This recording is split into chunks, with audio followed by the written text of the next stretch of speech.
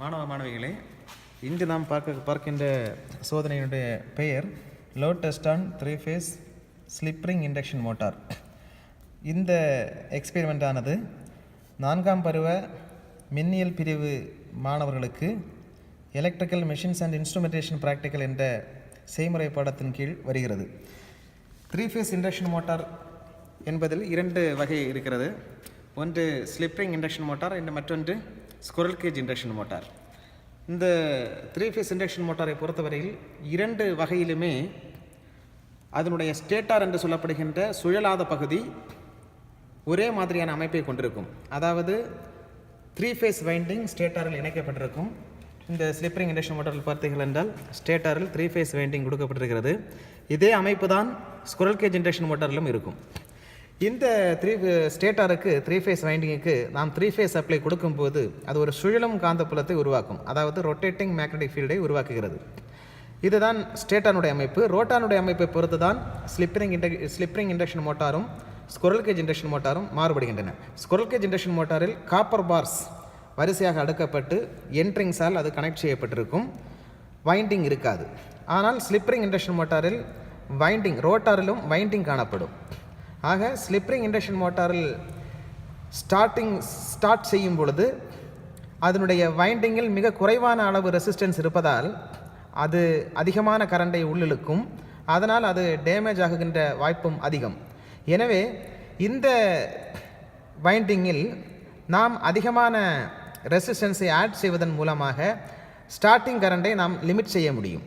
அதற்காக நாம் இதற்கு ரோட்டார் ரெசிஸ்டன்ஸ் ஸ்டார்டர் அப்படி என்கின்ற ஒரு ஸ்டார்டரை யூஸ் செய்கின்றோம்.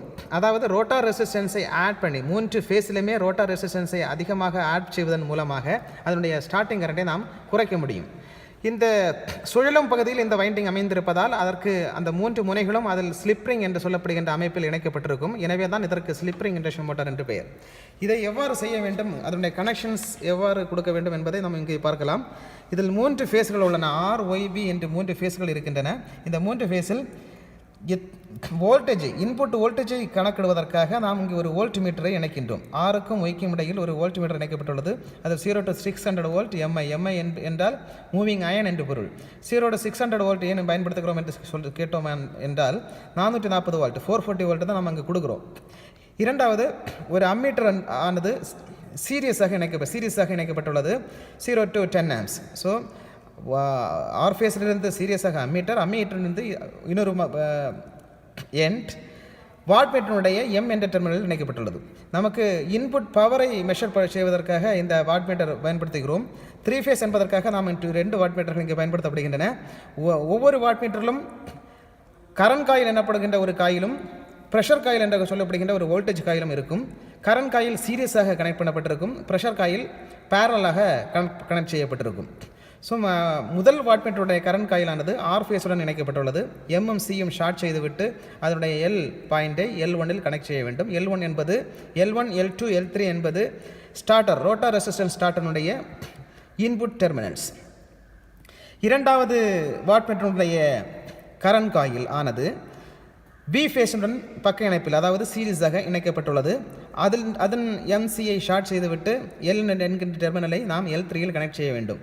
2 வாட்மீட்டருடைய வேரியபிள் பாயிண்டை V பாயிண்டை எடுத்து Y என்கிற ஃபேஸில் காமனாக கனெக்ட் செய்துவிட்டு அதிலிருந்து இரண்டாவது ரோட்டார் ரெசிஸ்டன்ஸ் ஸ்டார்டனுடைய இரண்டாவது டெர்மினலான L2இல் இணைக்க வேண்டும்.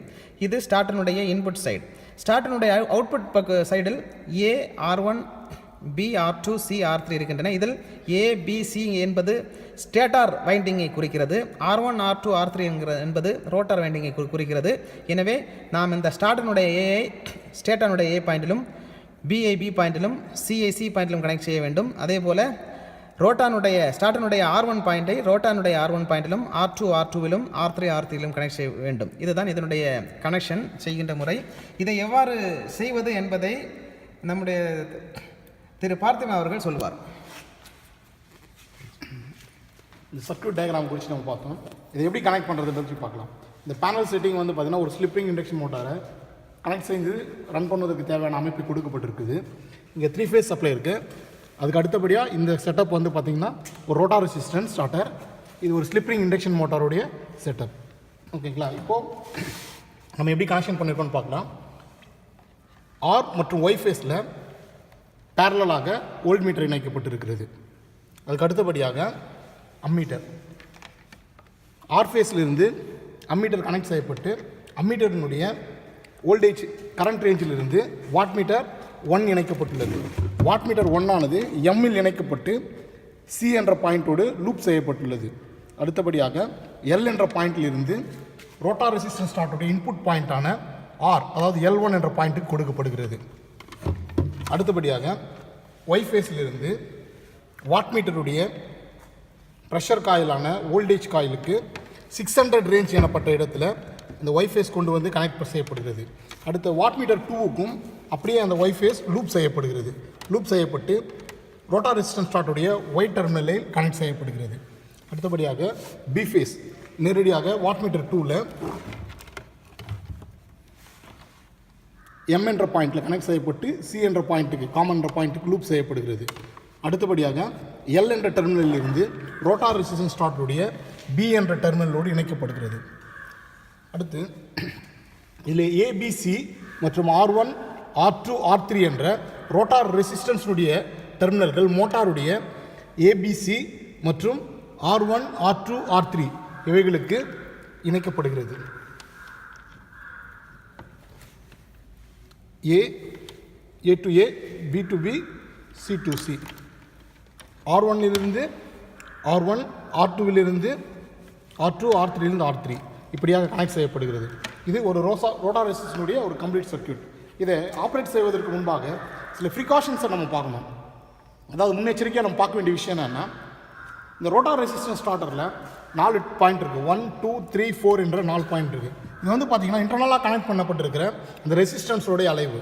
இந்த ரெசிஸ்டன்ஸ் வந்து பார்த்திங்கன்னா 1ல் வந்து பார்த்திங்கன்னா அதிகமான அளவு இருக்கும், 2ல் வந்து அதோட கம்மியாக இருக்கும், 3ல் போகும்போது இன்னும் குறையும், 4ல் போகும்போது 0 பொசிஷனுக்கு வரும். அப்போ இதை வந்து 2லேயோ 3லேயோ வச்சு நம்ம ஆன் பண்ணக்கூடாதபடிக்கு இதில் வந்து இன்டர்னலாக ஒரு லாக் கொடுக்கப்பட்டிருக்கு. அப்போ நம்ம எக்ஸாம்பிளுக்கு இதை ஆன் பண்ணிவிட்டு நான் ஒரு 2ன்ற ரேஞ்சில் வச்சுட்டு இதை நான் ஸ்டார்ட் பண்ணால் மோட்டார் ஸ்டார்ட் ஆகாது. இது உள்ளே இருக்கிற ஸ்லிப்ரிங்கோட வைண்டிங்கை சேஃபாக பார்த்துக்கிறதுக்காக இந்த அமைப்பை கொடுத்துருக்குறாங்க. அடுத்தபடியாக மோட்டாருடைய லோட் ட்ரம் ஃப்ரீ ரொட்டேஷனில் இருக்கான்னு பார்த்துக்கணும்.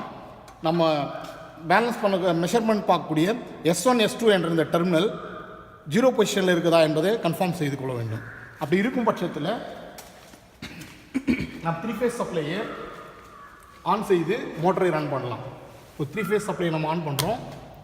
ஆன் பண்ணிவிட்டு ரோட்டார் ரெசிஸ்டன்ஸ் ஸ்டார்டருடைய ஸ்டார்ட் பட்டனை ப்ரெஸ் பண்ணுறோம். மோட்டார் மெதுவாக சுழல ஆரம்பிக்கிறது. கொஞ்சம் ஸ்பீட் வந்த உடனே நம்ம செகண்ட் பொசிஷனுக்கு கொண்டு போகிறோம். இன்னும் கொஞ்சம் ஸ்பீடு அதிகமாகும். அடுத்து தேர்ட் பொசிஷன் கொண்டு போகிறோம். அடுத்து ஃபைனல் 4th பொசிஷன். இப்போ மோட்டார் ரன் ஆகிட்டு இருக்கு. இப்போ முதலாவது இந்த மோட்டர் ஓடும் பொழுது நோ லோட் ரீடிங்கை நம்ம மென்ஷன் பண்ணிடணும். இப்போ நம்ம ஒரு டேப்லர் காலம் வரைஞ்சிருக்கோம். Voltage, ammeter, watt meter 1, watt meter 2 இந்த 4 வேல்யூ வச்சு நம்ம நோட் பண்ண போகிறோம். இன்புட் பவரை W1 + W2 என்ற அமைப்பில் கால்குலேட் பண்ணி இன்புட் பவரை நம்ம கால்குலேட் பண்ணுறோம். அவுட்புட் பவரை பார்ப்பதற்காக மெக்கானிக்கல் அவுட்புட்டான S1 S2 என்ற ஸ்ப்ரிங் பேலன்ஸையும் மோட்டாருடைய ஸ்பீடையும் நம்ம மெஷர் பண்ணுறோம்.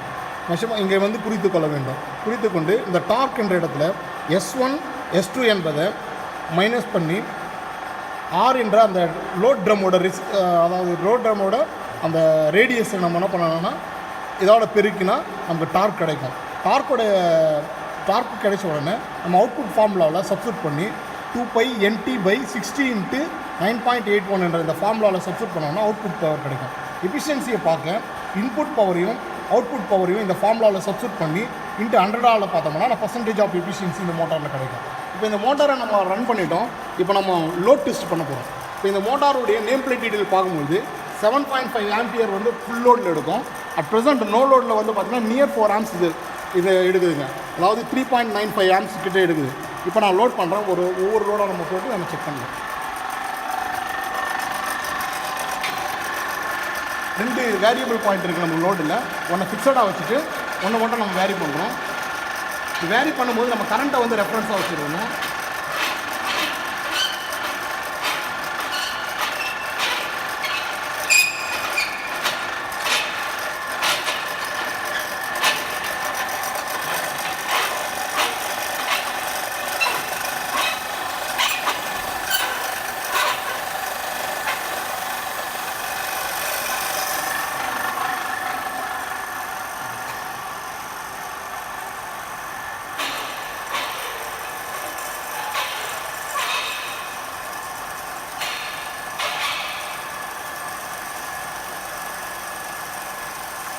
4 ஆம்பியர் இருக்குது, நியர் 5 ஆம்பியர் கிட்ட செட் பண்ணியிருக்கோம்.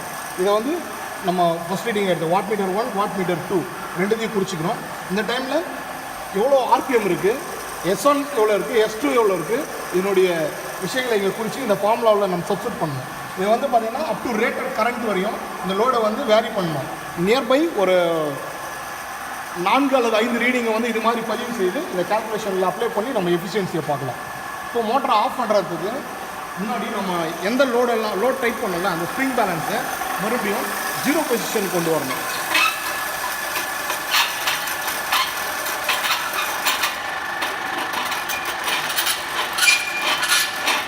நம்ம 0 பொசிஷன் கொண்டு வந்துடுமா இல்லையா என்பது இந்த ஸ்ப்ரிங் பேலன்ஸோட S1 S2 பார்க்கும்போது அது 0 பொசிஷன் வந்துருச்சுன்னா நம்ம ஃபுல் லோடை ரிலீஸ் பண்ணலாம் இருக்கணும். அதுக்கு அடுத்தபடியாக நம்ம நேரடியாக வந்து ஸ்டாப் பட்டன் மூலமாக இதை ஸ்டாப் பண்ணிடலாம். ஸ்டாப் பண்ணிவிட்டு அந்த ரோட்டார் ரெசிஸ்டன்ஸை ஓல்டு பொசிஷனான 1க்கு மறுபடியும் திருப்பிட்டு 3 ஃபேஸ் சப்ளை நம்ம ஆஃப் பண்ணிட்டோம்.